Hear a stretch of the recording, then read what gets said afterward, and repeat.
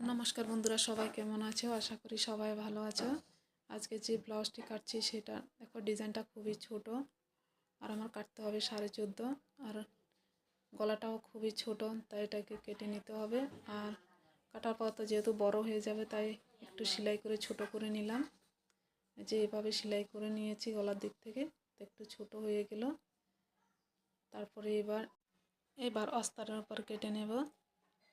লম্বা নিয়েছি 14.5, গলার দিক থেকে নিয়েছি 6, কেননা গলার দিক থেকে ডিজাইনটা কাটা হবে, তাই একটু বেশি নিয়ে নিলাম। দুই পাশে সেলাই করতে কাপড় লাগবে।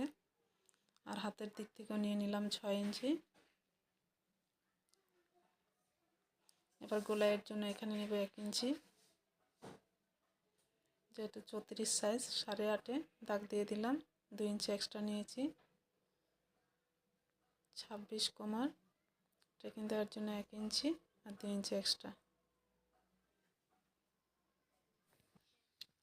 সব দাগগুলো দিয়ে দেব। এখন 3 ইঞ্চির নিচ থেকে গলার শেপটাও দিয়ে দেব। আর এখানে ট্রেকিং দেওয়ার জন্য 4 ইঞ্চি উপরের দিকে আর 1/2 ইঞ্চি সাইডে, দুই সাইডে দিয়ে দেব। এবার এটাকে কেটে নেব। তারপরে সামনের পাট কাটার জন্য পিছনের পাটে বসিয়ে সামনের পাটের মাপটা নিয়ে নেব। পিছনের পাট থেকে সামনের পাট 2 ইঞ্চি বড় হবে কটরের জন্য। 2 ইঞ্চিতে দাগ দিয়ে দিলাম। তারপরে যেভাবে আছে এভাবে দাগটা দিয়ে দিয়েছি। এবার এখানে 3 ইঞ্চিতে দাগ দিয়ে দিলাম। 1/2 ইঞ্চি ডাউন দিয়ে এভাবে শেপটা দিয়ে দিলাম। তারপরে গলার ডিপ নেব 6 ইঞ্চি। 1 ইঞ্চিতে একটা দাগ দিয়ে দিলাম। কটরে 5.5 ইঞ্চি উপর থেকে 10 ইঞ্চিতে একটা দাগ দিয়ে দেব। হাতের দিক থেকে 2.5 ইঞ্চিতে একটা দাগ দেব। তারপরে এটাকে শেপ দিয়ে দেব। তারপর 10 ইঞ্চি দাগ দিয়েছে, এখানে একটা লম্বা টান দিয়ে দেব। আর কটরে 5.5, 2 ইঞ্চি নিয়ে 7.5, তো 7.5-এর মিডিলে দাগ দিয়ে দিয়েছি। এবার এক পাশে 1/2 ইঞ্চি করে আর এই পাশে 1 ইঞ্চি 1 ইঞ্চি করে দাগ দিয়ে দিয়েছি। তারপরে এভাবে দাগগুলো মিলিয়ে দেব। দাগটা দেওয়া হয়ে গেল। এখানে একটু গোলের মতো শেপটা দিয়ে দেব।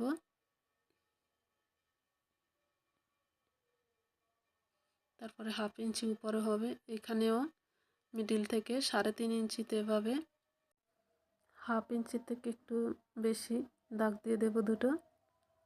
এখানেও 1 ইঞ্চিতে দাগ দিয়ে দেব, কেননা দুই পাশে 1/2 ইঞ্চি করে রাখিনি, আমি একবারে 1 ইঞ্চি রেখেছি। এবার পুরোটা কেটে নেব।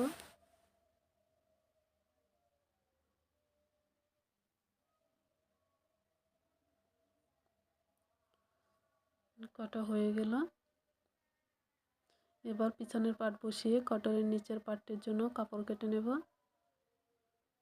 4.5 ইঞ্চিতে প্রথম দাগ দিয়ে দিলাম। তারপরে 1/2 ইঞ্চি উপরের দিক এভাবে দিয়ে শেপটা দিয়ে কেটে নিলাম।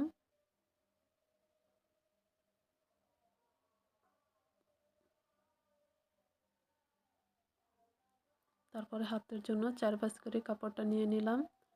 তারপরে 8.5 ইঞ্চিতে এভাবে দাগ দিয়ে দিলাম। 6 ইঞ্চি নিয়েছি, এখানে 3 ইঞ্চিতে একটা দাগ দিয়ে এভাবে লম্বা দাগ দিয়ে দিলাম। তারপরে 1.5 ইঞ্চি, প্রায় 2 ইঞ্চি মতো ছেড়ে এভাবে শেপটা দিয়ে দিয়েছি। ফিটিং 5.5, 2 ইঞ্চি এক্সট্রা।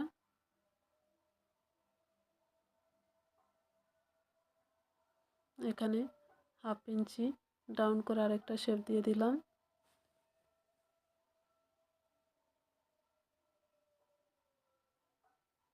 তারপরে এটাকে কেটে আলাদা করে নেব।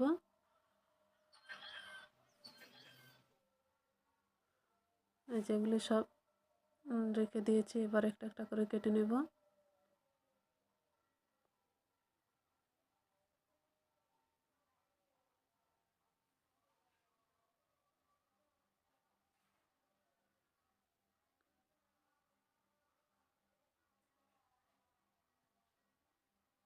এবার তাড়াতাড়ির জন্য আমি এতে আঠা লাগিয়ে নিলাম, কেন কাপড়টা সেলাই করতে একটু কষ্ট হয়, আর আমারও খুব তাড়া ছিল কাস্টমারের, তাই আঠা দিয়ে তাড়াতাড়ি লাগিয়ে নিয়েছি যাতে সেলাই করতে সুবিধে হয় আর তাড়াতাড়ি হয়ে যায়। সবগুলোতে লাগিয়ে নিলাম, শুধু পিছনের পাটটা লাগালাম না। এবার কাটরিটা এভাবে যেভাবে কেটেছি তার পাশে এভাবে সেলাই করে নেব।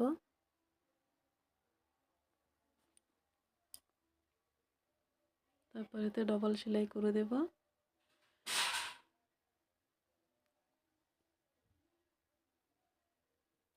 তারপরে যে 1/2 ইঞ্চির থেকে একটু বেশি দাগ দিয়েছি সেখানে এভাবে সেলাই করে নেব।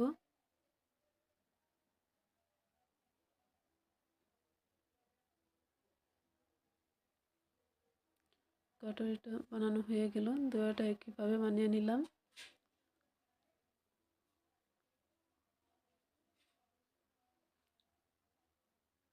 তারপর এটা কটরি সেলাই করে নেব।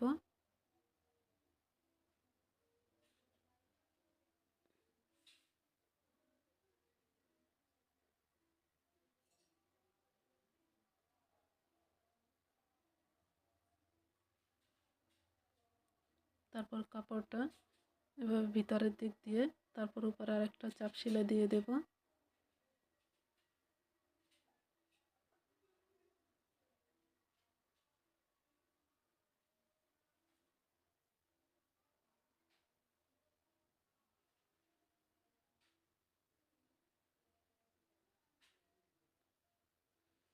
কাটরিটা সেলাই করা হয়ে গেল, এবার বেশি কাপড়টা কেটে ফেলে দেব। এখান থেকে অল্প কেটে দেব, পুরোটা কাটবো না, কেন আমার ইন্টারলক মেশিন নেই, যেহেতু আমি যাতে সুতোটা কাপড় না খুলে যায়, তাই এভাবে পুরোটা না কেটে অল্প কেটে সেলাই করে নিই।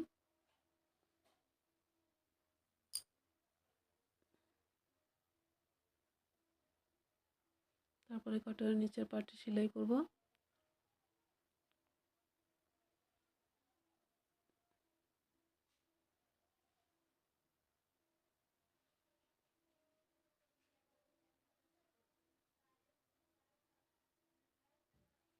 তারপরে আরেকটা চাপ সেলাই দিয়ে দেব।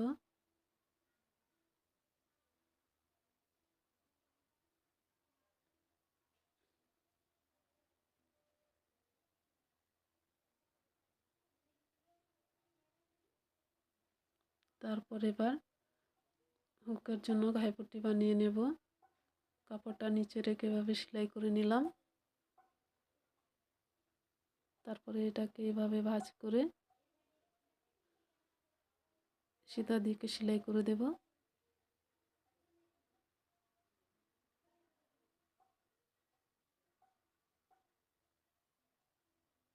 ডাবল সেলাই করে দিলাম, এতে হুকের ঘাই বানাবো।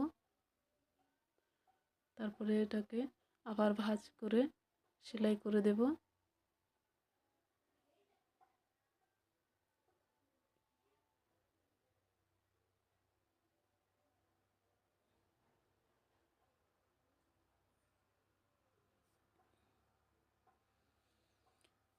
এবার হুক পট্টিটাও লাগিয়ে নেব। হুক পট্টিটা ভিতরের দিকে সেলাই করব, তাই সিধা দিক থেকে লাগিয়ে নিলাম।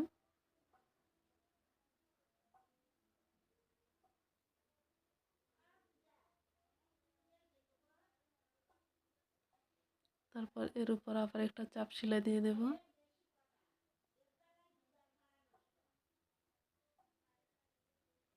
তারপরে এটাকেও ভাঁজ করে সেলাই করে দেব উল্টো দিকে।